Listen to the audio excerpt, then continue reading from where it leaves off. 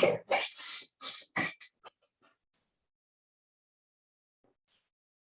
right. All right, ladies and gentlemen, welcome to another episode of the Turn 4 podcast. We're back here for another episode. I am your host, Daniel, and I'm here joined by Addison. We got a lot to talk about here on today's episode. First, start off with the Charlotte Roval weekend. Christopher Bell was in a must-win situation prior to this weekend and gets a second win of the season. Not only that, but he now locks himself into the round of 8. And a defending champion, Kyle Larson, does not make it through. And starts off Addison. Overall takeaways on what went down on the Charlotte Roval this weekend. Okay. Let me restart. I at first thought this race was going to be a bit of a snooze fest, but whenever there's cautions, there's always restarts, and restarts can always be crazy at the Charlotte Roval. And did I think Mr. Bell was going to win the race? Not really, but it was all because of chaos and the good pitch strategy he was able to pull off that got him the win. Yeah. Here's one thing though. I mean, Christopher Bell, going into this weekend, you look at Joe Gibbs Racing this season. They have not been that strong on road courses, this season. And Christopher Bell, in a way, he's kind of been carrying Joe Gibbs Racing in a way. But I'm surprised, Kyle Larson didn't make it through. I kind of expected him. He at least, knowing that he did win last year at the Charlotte Roval, he at least have a good points cushion going into it. But unfortunately, he had some mechanical issues, and he wasn't able to make it through. As the more time that the 5 team was fixing the car, they weren't able. They just kept losing spots and even losing points. To make it to the round of 8. But that's why the regular season points, like all the stage points, wins that you get throughout the regular season are so crucial during the playoffs, especially if you have issues, at least you can still rely on the on-stage points and playoff points that you accumulate through the regular season. At least, it'd be an easier path to go to Phoenix. Now, is it a guaranteed path that you're going to go to Phoenix? No, it's not a guaranteed path. But it will be at least an easier path. Chase Briscoe surprisingly makes it through the round of 8. And however, there was some controversy going on, but we will get to the big news that did come out in this race. But Chase Briscoe, did you have any idea that he was going to make it through in the round of 8? I honestly thought he would be the first one to be one of the first. One of the 4 that would be eliminated after the round of 16, but made it to the round of 12. I thought he would be eliminated to the round of 12, but to see him in the round of 8, it's kind of shocking. I didn't even see him going into the round of 8.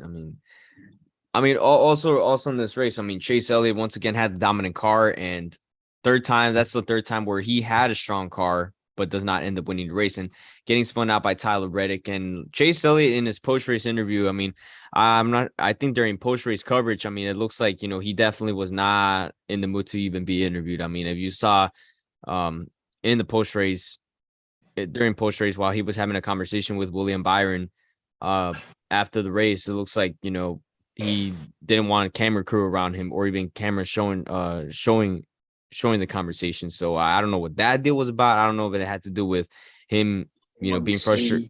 Being frustrated, I would guess. That's my guess. In a way, yeah. But I honestly feel like, here's the thing, in a way, is that this is what you signed up for. This is what you signed up for. If you were gonna make it to if you were gonna be a NASCAR driver, that it's gonna happen. Cameras are gonna follow you regardless. In the garage, in victory lane, on pit road, no matter what, their cameras are gonna follow you around. And here's one thing, even if you're frustrated because of how the race turned out, it's something you had to get used to. But yeah.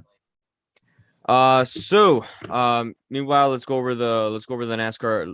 We're gonna go over the round of 8 here for the NASCAR Cup Series playoffs. So now we got 8 drivers left that have made it through to the round of 8. So I'm gonna pull off the round of 8 real quick. See if I can find it. I think I should be able to screen share it. Hold on. Yeah, I think I actually, yeah. Oh, okay. Now I actually have it now. Hold on. All right, here we go. So we got the round of 8 now. So here we go. We got Chase Elliott, who's in first. Joey Logano in second. He's Chase Elliott first, who is 31 points above the cutoff line. Joey Logano second, 11 points above the cutoff line. Ross Chastain, 6 points above the cutoff line. Christopher Bell fourth, 3 points above the cutoff line. Fifth, we got Ryan Blaney, who is -3 below the cut line. William Byron 6, -3 below the cut line. Denny Hamlin, seventh, 5 below the cut line. And then we have Chase Briscoe, who is 9 below the cutoff line. So going to the round of 8, we're gonna start out with all 8 drivers. Kind of gonna preview pretty much their journey and onto the round of 8 and their chances of them making it to the final 4. So starting out with Chase Elliott, Edison, your outlook on Chase Elliott going into this round. Okay. If he would win a race and win the championship for, I would say his best shot could be Martinsville or Homestead.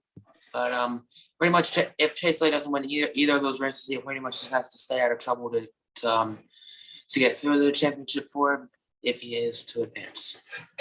Yeah, I mean, if he doesn't stay out of trouble, I think he can point his way in. All right, so my turn. So Joey Logano, he's been consistent this season, but if you look at his stats, that's the lowest amount of top 10s he has had since going to Team Penske.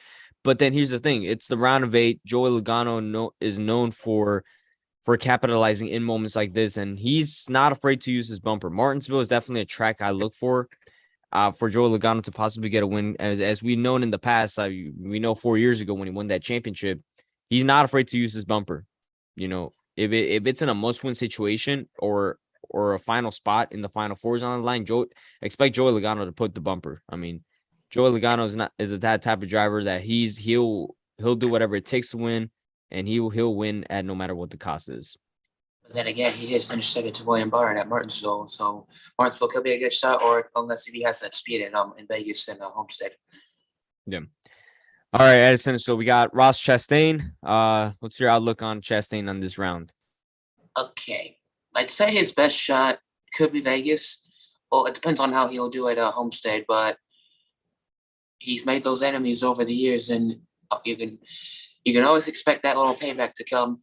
And now that both he and Denny Hamlin are now both into the round of 8, either it could have been at Martinsville, or who knows which race that payback will happen. But if it doesn't happen, then I would say Chastain's real chance of making it in is probably more than likely gonna be Vegas.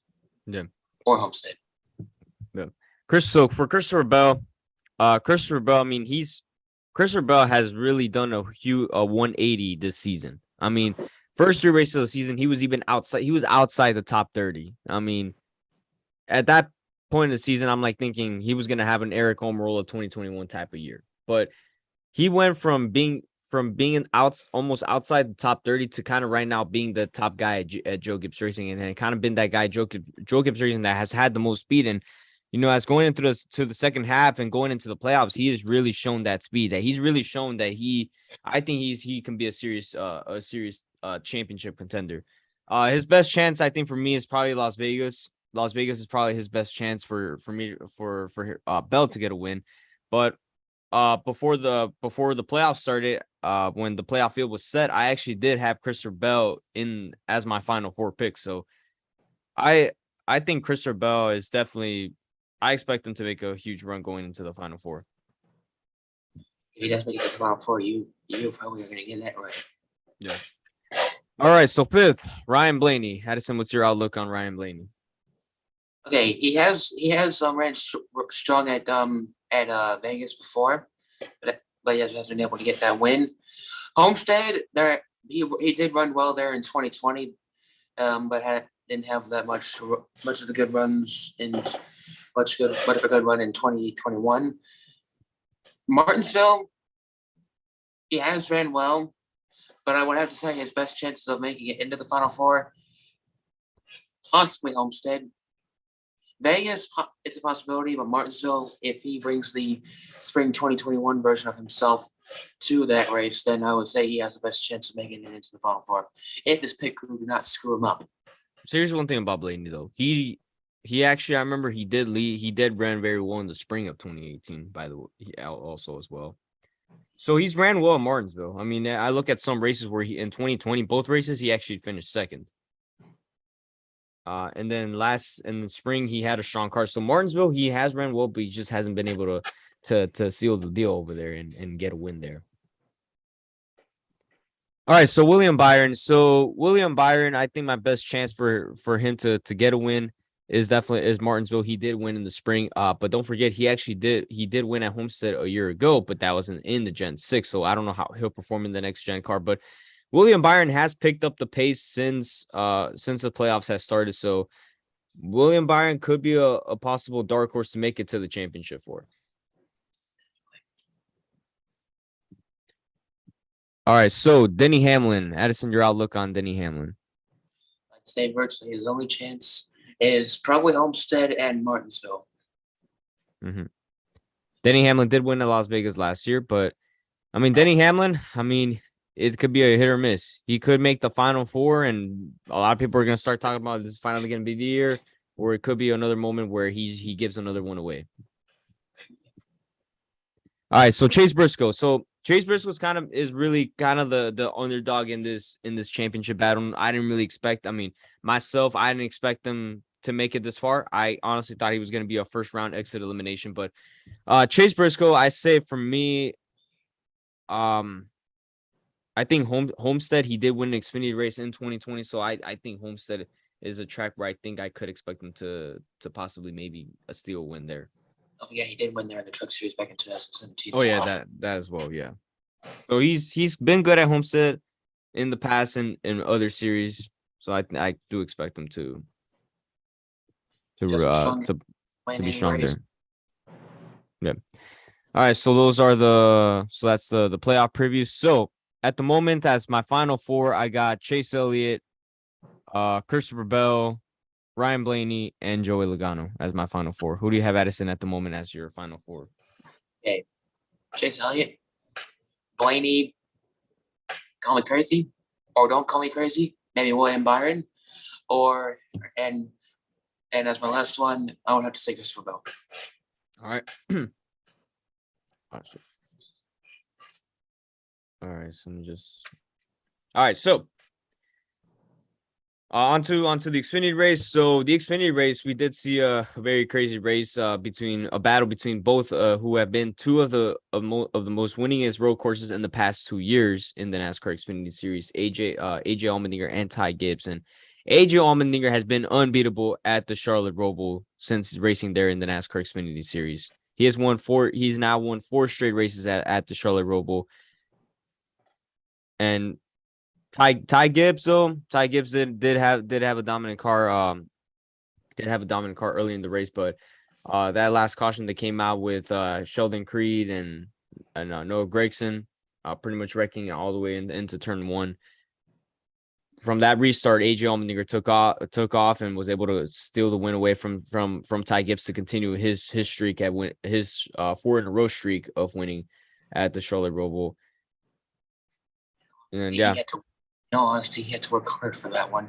Ty Gibbs did have a strong car, but like I said, he had to work hard for that one. Yeah, I mean, you can even tell from the excitement of AJ Allmendinger when he got out of the car and won. I mean, seeing AJ Allmendinger. He is always a beast whenever it comes to post-race celebrations. Yeah, I mean, it's like one of those things, though. AJ Allmendinger is literally, every time AJ Allmendinger wins, he's always celebrating like it's his last win. Like, in a way, like celebrating every win he gets, he celebrates it like if it's his last. I mean, there's always this saying that celebrate his biggest win of his career, as I do it once. In a way, yes. And then also there's this saying that celebrate every win like it's your last, because you never know if you'll ever win another one. I mean, look, here's the thing. When it comes to the sport, nothing's ever guaranteed. nothing is ever promised in the sport. You know, there's always unpredictability that has happened in the sport. I mean, who would have thought that Jimmy Johnson's win at Dover in 2017 was going to be his last? Who would have thought? Or who would have thought that what else can I think of? Who would have thought that Dale Earnhardt was gonna die at the Daytona 500 in 2001? See, it's like in this sport, nothing's ever guaranteed. I mean, Kevin Harvick, we all thought he was a guarantee for Phoenix, and that didn't happen in 2020. So nothing in the sport is ever guaranteed. Which is why we watch, because nothing's ever guaranteed. You know, a lot of stuff is unpredictable that has happened. All right, so yeah, onto the two biggest news of today. So there was some penalties. So the 41 of the 41 team of Cole Custer has been penalized. He has been docked. Hold on, let me see if I can pull up the penalty. But yeah, so Cole Custer did get penalized for apparently blocking Austin Dillon to give Chase Briscoe an advantage and for Chase Briscoe to be able to pass cars for him to make it to the round of 8. So the penalty on Cole Custer. Let me see if I can find it. So apparently hold on. So NASCAR issues a deduction of 50 driver and 50 owner's points to the number 41 Stewart-Haas Racing Team for code of conduct and performance obligation violations. Cole Custer has been fined $100,000. Crew chief Mike Shiplett has been fined $100,000 and suspended indefinitely. So however, they did show evidence though. They did show evidence of Cole Custer team radio when they were going into the back straightaway, going into the corner exit. They did show some audio saying that his car had a loose wheel, apparently. So, in some type of way, do you feel like they were using team orders, or Chase Briscoe intentionally blocked Austin Dillon and the other cars for Chase Briscoe to get by? You said Chase Briscoe, not Cole Custer. Oh my God. Anyways, well, you know what I was asking you. In all honesty, if it was team orders, just let the teams do their thing. I mean, Cole Custer, if that was initially just to block cars to let Chase Briscoe get to the next round, just let one driver help their teammate get to do something that they want to do. I mean, this might have happened back in like 2020 at Martinsville, where Eric Jones was right behind Denny Hamlin, and maybe his team told him not to pass Denny because Denny might have been on the verge of not making the championship 4. I mean, like I said, if it's one driver to help the next driver, help that driver do something next, just let them do their thing. In a way, that has happened, but there's no bigger penalty compared to what happened on that Richmond 9 of 2013. Yeah. If you know where I'm going with this. Yes, I know what you mean. Spin games. Yeah. So I think right there is an example of probably one of the most team orders that had definitely happened in NASCAR, where a lot of stuff went down. I mean, so from that race, this was before the elimination style format happened. This was back when there was the top 12 drivers made it in, top 10 would make it in, and then the last 2 were wild card spot, were drivers with most wins from 11th through 20th, and the last 2 spots were between Casey Kane got the first wild card spot, and then the second wild card spot was between Ryan Newman and Martin Truex Jr. So both had 1 win. So at that time, around like 14 to 12 laps to go, Carl Edwards was leading, but then Ryan Newman was already catching up to Carl Edwards and already passed him with 8 laps to go. And if Newman had won, he would have gotten the last wild card spot. However, which would have put Martin Truex Jr. out. And that resulted in Clint Boyer apparently saying that he had poison ivy and that his arm was itching and intentionally spinning out so Martin Truex Jr. can get that last, which caused a restart. And and that cost which Martin Truex Jr. was able to get the last spot to make the chase, or at that time what it was called, and which obviously Ryan Newman, that costed Ryan Newman a chase spot for a spot to be in the chase. But that's not where the real stuff happens. Right before when they get to the restart, Ty Norris, who was the spotter of Brian Vickers, told Brian Vickers to go pit. And Brian Vickers was like, "Do I pit?" And telling him, "No, go pit now. That way they can give up a spot so Truex can get the other spot, can gain a spot there on the restart." So a lot of stuff went down. NASCAR went through the team radios and stuff for evidence, and which one resulted in Martin Truex Jr. losing a spot, which Ryan Newman got his spot in the chase. And not only that, Michael Waltrip Racing getting fined I believe it was $150,000 in fines. I think Ty Norris, who was the general manager of Michael Waltrip Racing, suspended indefinitely. All teams, the 15, the 56, and the 55 at the time, all got fined, docked 75 points. And not only that, Napa, who was the sponsor of Martin Truex Jr. at the time, decided to leave Michael Waltrip Racing at the end of the season because they did not like the way NASCAR handled the penalty, and they didn't like the way they used team orders. Which at that time, Napa, which at that time, because of that, that's one of the reasons why Napa went with Chase Elliott after that, mostly because of spin gates. And not only that, a few days later during a press conference following, which was the first chase race, which was at Chicagoland, they decided to add Jeff Gordon as an extra guy in the chase, who at that time he didn't make the chase that year. But because they felt that the race was manipulated, they decided to add Jeff Gordon into the 13th race. So I know, Addison, you weren't around when it happened, but a lot of shit went down. Yeah. It was probably one of the craziest weeks from the end of the Richmond race going into Chicagoland. Probably one of the biggest scandals in NASCAR history. Yeah. But yeah. Now I'm not comparing it, but however, I have not seen a penalty like that where a driver helps out another team, where a driver helps out a teammate, either to make it into a next round or to the playoffs or for a win, since almost 10 years. So I have not seen a penalty like that. Now, for Cole Custer, I mean, I was surprised he was running in the top 10 when it happened. Because I mean, honestly, Cole Custer all season, he's been irrelevant this season. But yeah.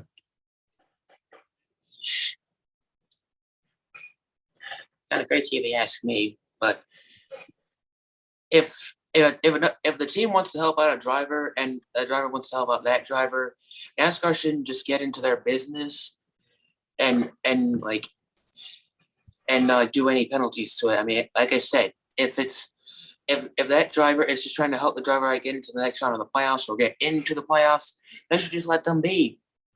Like, in a way, does it seem fishy to you how Chase Briscoe made it to the round of 8, knowing that the last spot was between Kyle Larson and Chase Briscoe? In honesty, I would have to agree. Like, looking post-race and looking at what happened in the final lap with Cole Custer blocking the 3 cars. So Chase Briscoe had to pass 3 cars to make it to the round of 8, and he actually did. And knowing that it took that for that, it occurred when Cole Custer blocked, in a way, didn't it kind of seem suspicious? Because if it had been another driver in that spot, do you think he would have blocked too for Chase Briscoe? If it was like a driver who wasn't, let's say it's a Joe Gibbs driver or a Penske driver, do you think they would have done that same thing that Cole Custer did, just so Chase Briscoe can make it to the round of 8? Not really, because I mean, yes, they are 4 teammates, but they're not like teammates in the same team. Yeah, I mean, because here's the thing: if Chase Briscoe didn't pass 3 cars, he would have been the one eliminated, and Kyle Larson would have been the one that would be making it to the round of 8. Because, and here's one thing though, also that restart kind of changed everything. The restart prior, where I think where I think Noah Gregson's spun out. I think it was Noah Gregson that spun out. I think going into turn 1. Yeah. I think that restart, Chase Briscoe would have been eliminated and Kyle Larson would have made it through. But yeah. All right. So the other big news today is that Richard Childress 2311 Racing has bought out Tyler Reddick's Richard Childress Racing contract. And Tyler Reddick will be racing for 2311 actually a year earlier than expected. So starting next season. Now, Addison, what were your first initial reaction thoughts on this move? And are you surprised that 2311 bought out Richard Childress Racing's contract from Tyler Reddick? Okay. Am I surprised? Not entirely. I mean, because when we first heard that that Reddick was going to go to 2311 in 2024, and that how RCR felt betrayed, and how they announced Kyle Busch was going to the 8, and that they were originally going to have Reddick in a third car for RCR. Did I think that was going to go well? Nope. But I mean, looking for 2311 next year. I mean, with Kurt Busch out because of his concussion and Ty Gibbs probably maybe going to the Cup Series next year, and since Bubba Wallace is coming back, it was 2311 next year. I mean, if Ty Gibbs wasn't going to go to the 2311 car, who would be the other option, or what other option would there be if for that extra spot in 2311? I mean, to have Tyler Reddick go to 2311 a year early, it kind of made sense. Now, here's one thing, though. I'm not entirely surprised that it happened because I had a feeling it was going to happen. Because here's one thing, though. Richard Childress has been vocal with the media, saying that he doesn't want that he wants Tyler Reddick out. Like, he wants him out of that team. Like he doesn't want anything to do with Tyler Reddick. Like I think during the press conference after the Indianapolis road course race, he even said that he's still upset at Tyler Reddick for pretty much going behind his back and signing a deal pretty much that was 2 years ahead, way ahead of the deal. Now, would he have been upset if it was like if he had decided to make that deal next year? No, it would have been a whole different situation. So in a way, I'm not surprised. He did say that he wants Reddick out of that team. He doesn't want anything to do with Reddick. So in a way, I think I kind of did see that coming where he was going to go to 2311 actually a year earlier. Honesty, I don't know why he would feel betrayed. I mean, yes, it's just like he's just moving to another team just to make that team more strong. But here's one thing, though. But prior to the announcement, he didn't inform him. He didn't. So, like, when the announcement was made, he didn't inform Richard Childress. Like, he didn't inform Richard Childress about it. So he didn't talk to him before the announcement. So Richard Childress found out when the announcement was made. So, like, now I don't think Richard Childress would have felt betrayed if Tyler Reddick had informed him before the announcement, letting him know, like, hey, look, I want to go somewhere like. I appreciate, driving for you, but I'm thinking about driving, looking for other opportunities, in 2024 when my contract runs out after 2023, before he makes the announcement. So that's where he felt betrayed, because he didn't inform him before he made the announcement. So usually, here's one thing, though. So usually when you're going to switch teams, you gotta negotiate with your current team owner first before you make that announcement. And Tyler Reddick didn't do that. Tyler Reddick just signed a deal and announced it before even talking to Richard Childress and the personnel of the team before he made the announcement. And that's the part where Richard Childress was upset, because he didn't. Tyler Reddick did not inform him prior to the announcement. Yeah. And then here's the thing. And when the day Kyle Busch made the announcement to go drive, that he was going to drive for Richard Childress Racing, Richard Childress told Tyler Reddick that he wasn't going to drive the A car an hour before the announcement. kind of as a way to kind of teach him a lesson. So that's why Richard Childress felt betrayed by Tyler Reddick. And pretty much, Wait, now I get it. yeah. All right, so now in some ways I can kind of see him driving the 45, but it also depends on Kurt Busch if he wants to come back, if he's going to come back next year, or if he decides he's going to call it a career after this year. Now, the only struggle is finding a charter. Now that's going to be the struggle. If Kurt Busch does come back next season, now I think the only struggle they're going to have is finding a charter for that third 2311 car. But if they do get a third charter, he will it'll be the 32. But 32, 54 maybe. I don't know, or maybe a different number that we might probably not know of, but who knows? Who knows? But here's the thing though, if they're going to buy, because who can they buy a charter from? Because there's only 36 charters.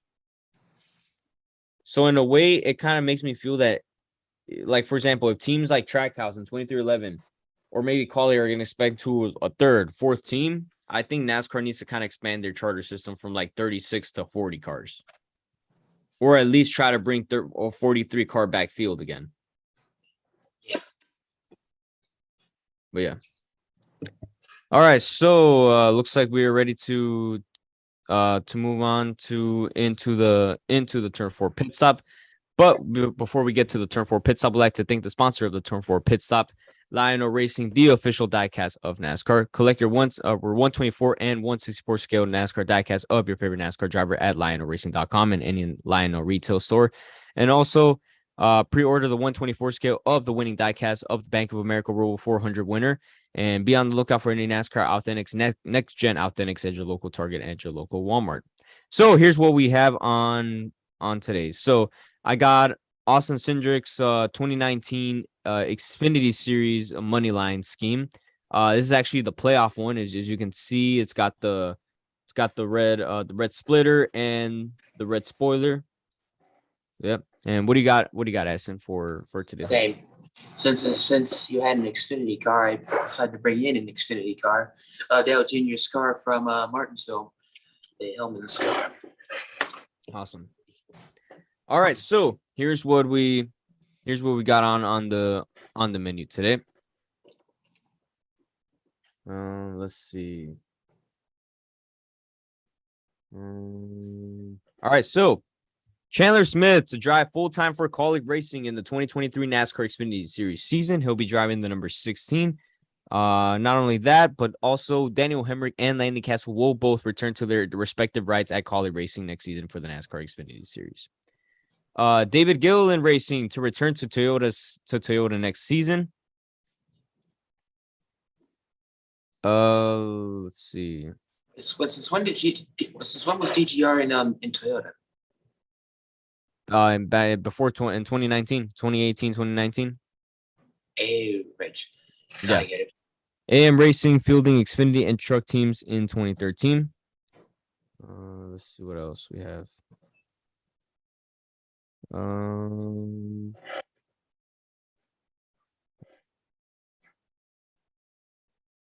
Let's see. Haley Deegan will be making her Xfinity Series debut at Las Vegas. Ryan Vargas in JD Motorsports welcomes Swan Security with Best Buy back on board at Las Vegas. Landon Castle returning to Colleague Racing in 2023. Santino Ferrucci will be returning to IndyCar full time. Top Tier Solar Solution sponsoring brand. No, not that one. No, that was from last week at the Charlotte Roval. NBM Motorsports partners with multiple Nevada-based companies for the Xfinity race at Las Vegas. What else do we have over here? Let's see.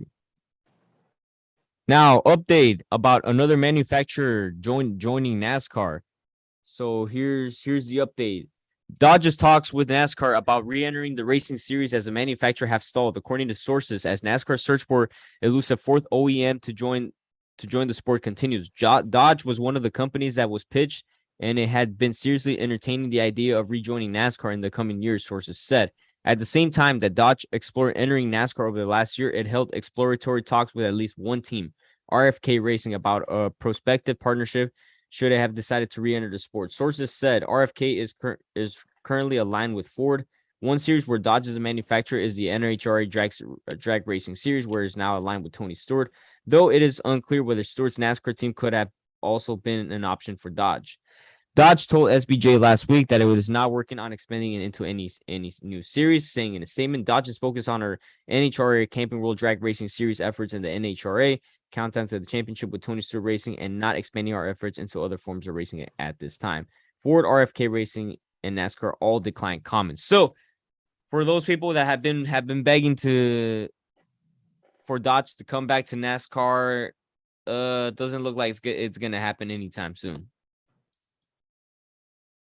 Tyler Reddick reportedly released early from his contract. Palette Casino Spa Resort expands partnership with Live Fast for Las Vegas and Phoenix. Kona Brewing Co. on board with Ricky Stenhouse Jr. at Las Vegas Motor Speedway. Ty Dillon and Petty GMS roll the dice with Lucky 29 Liquors in Las Vegas. And yeah. So that will do it for the Turn 4 pit stop. So now we're gonna preview this weekend the round of 8 opening races for both Xfinity and Cup Series races at the Las Vegas Motor Speedway. So now we're gonna go over the entry list for this weekend's race at Las Vegas Motor Speedway. First opening race of the round of 8 from the Las Vegas Motor Speedway for the running of the South Point 400. So now we're gonna go over the entry list for this weekend. So I'm gonna pull it up real quick, and Addison's gonna go over the entry list. All right, Addison, take it away. All right. Ross Chastain is going to have Tootsie's Orchid Lounge. Austin Center will have Auto Trader. Austin Dillon has Bash Pro Shop / Trekker Off-Road. Kevin Harvick has Gear Wrench. Kyle Larson has HunterCars.com. Brett Keselowski has King's Hawaiian. Corey LaJoy has Optic Gaming. Tyler Reddick has Alsco. Chase Elliott has Hooters. Eric Almirola has Smithfield. Danny Hamlin has FedEx Office. Ryan Blaney has Menards / Knopf. Chase Briscoe has Code 3 Associates. JJ Yaley has Connectus Kyocera. I do not know how to pronounce that. AJ Allmendinger is going to have Celsius. Chris Buescher has Castrol. Kyle Busch has M&M's. Martin Truex Jr. has Bash Pro Shops. Christopher Bell has Ream / Option. Harrison Merton has Dex Imaging. Joe Vigano has Pennzoil. Ty Gibbs has Money Lion. William Byrne has RepTough.com. Justin Haley has Lethal to Gutter Protection. Michael McDowell has Wolf's Travel Stop. Todd Yolen has Rude Bush Dave and Construction. Cole Custer's yet to be announced. Ty Dillon has Lucky 29 Vodka. Eric Jones has Focus Factor. Bubba Wallace has Money Lion. Ricky Stenhouse Jr. has Kona Brewing Company Big Wave. We don't know if Alex Bowman will be back. Either Bowman or Gregson. We'll have Allies / Coker's Garage. Which is, by the way, which is actually a fan design scheme though this weekend. Oh, that's cool. Cody Ware has Nurtic ODT, UBCF. Landing Castle has Voyager Crypto for All. BJ McLeod has Pala Casino Spa Resort. And last but not least, Daniel Suarez has Kid Rock's Hunky Talk. All right, so that will do it for the entry list for this weekend at Las Vegas. So now we're going to go into our race picks here for this weekend at Las Vegas, starting with the NASCAR Xfinity Series. So, Addison, give us your Xfinity Series picks. Okay, main pick, he won the Las Vegas race. I'm going to go with Ty Gibbs. And bold pick, he's coming home. He did finish second in the Las Vegas race. My bold pick is going to be Noah Gragson. My non-playoff pick is a bit of a hard one, but I'm going to go with Trevor Bayne. Okay. Main pick. It's home race for him. I'm going to go with Noah Gragson. He'll get his 8th win of the season. If I'm wrong, correct me if I'm wrong, but it should be his 8th at Las Vegas, and will clinch himself into the championship 4. Bull pick. I'm actually gonna go a little bit out of the limp, but I'm gonna go with Justin Allgaier on this one. And non-playoff pick, I'm gonna go with Trevor Bayne on this one. All right, so now we're gonna go into our Cup Series picks. Addison. Okay, main pick. Gonna go with Ross Chastain. Ran strong at Vegas in the spring.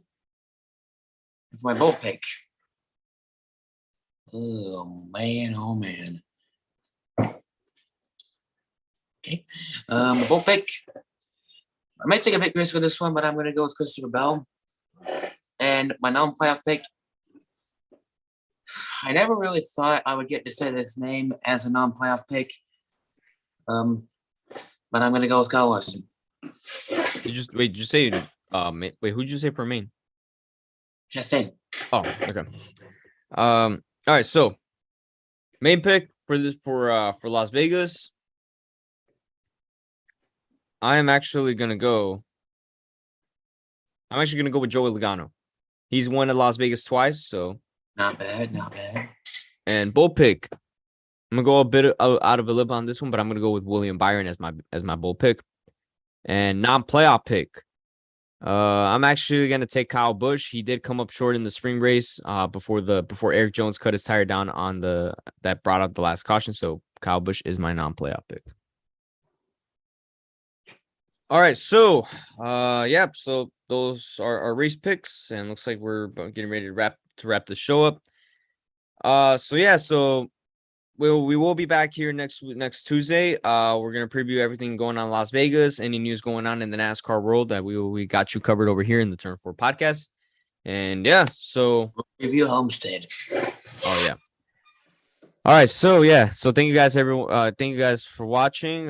Please subscribe, follow us on our social medias of the Turn 4 podcast. I'll have all our social medias in the bio. And anything else you want to add, Edson, before we wrap it up? No, not really.